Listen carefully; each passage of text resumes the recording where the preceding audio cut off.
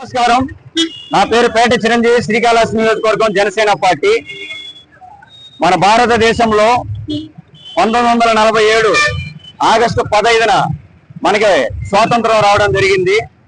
మన స్వాతంత్రం వచ్చిన తర్వాత మన భారతదేశంలో ఉండేటువంటి ప్రతి పౌరుడికి సమానత్వం, ప్రాథమిక హక్కులు, అదేవిధంగా న్యాయస్థానంలో ఉండేటువంటి చట్టాలు, సవరణలు, నెక్స్ట్ మన రాష్ట్రాలు ఏ విధంగా పరిపాలన జరగాలి, కేంద్రాలు ఏ విధంగా పరిపాలన జరగాలి, భారతదేశంలో ఉండేటువంటి పౌరులకి ఎటువంటి రక్షణ కలగాలి అనే అనేక అంశాల మీద డాక్టర్ బిఆర్ అంబేద్కర్ గారు శ్రమించి 2 సంవత్సరాల 11 నెలల 18 రోజులు, అంటే 1947 మనకి ఆగస్టు 15 స్వాతంత్రం వచ్చిన తర్వాత 1949 నవంబర్ 26 నాటికి ఒక నిర్దిష్టమైనటువంటి ఒక మార్గదర్శకాన్ని డాక్టర్ బిఆర్ అంబేద్కర్ గారు ఏర్పాటు చేయడం జరిగింది.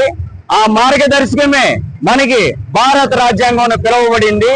ఈ భారత రాజ్యాంగం ద్వారా మన భారతదేశంలో ఉండేటువంటి ప్రతి పౌరుడు సమాన హక్కుతో, ప్రాథమిక హక్కులతో స్వేచ్ఛగా, స్వచ్ఛందంగా, స్వతంత్రంగా తిరగగలుగుతున్నాడంటే దానికి గల కారణం డాక్టర్ బిఆర్ అంబేద్కర్ గారు అంటే మహనీయులు నిర్మించినటువంటి ఒక రాజ్యాంగమే. ఈ రాజ్యాంగం అనేది మన ప్రపంచంలోనే అతిపెద్ద రాజ్యాంగం అనేది మన గర్వంగా చెప్పుకోవచ్చు. మన భారతదేశంలో ఉండేటువంటి రాజ్యాంగం, ఈ రాజ్యాంగంలో ఉండేటువంటి నియమాలు, నిబంధనలు ఏవైతే ఉన్నాయో ఈ అన్నిటిని కూడా భారతదేశంలో ఉండేటువంటి ప్రతి పౌరుడు ఖచ్చితంగా పాటించాలని జనసేన పార్టీ నుంచి కోరుకుంటున్నాం. అదే విధంగా మా జనసేన పార్టీ అధ్యక్షులు శ్రీ కొణిదెల పవన్ కళ్యాణ్ గారు కూడా డాక్టర్ బిఆర్ అంబేద్కర్ గారి ఆశయాలకు కృషి చేసే విధంగా ప్రతి జనసేన పార్టీలో ఉండేటువంటి నాయకులందరూ కూడా ఇప్పుడు కూడా దిశానిర్దేశం చేస్తారు.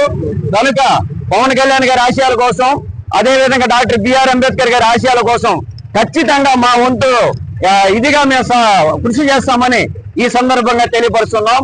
జోహార్ డాక్టర్ బిఆర్ అంబేద్కర్, జోహార్ డాక్టర్ బిఆర్ అంబేద్కర్, జోహార్ డాక్టర్ బిఆర్ అంబేద్కర్. సాధిద్దాం అంబేద్కర్ గారి ఆశయాలను, అంబేద్కర్ గారి ఆశయాలను, అంబేద్కర్ గారి ఆశయాలను. జై హింద్.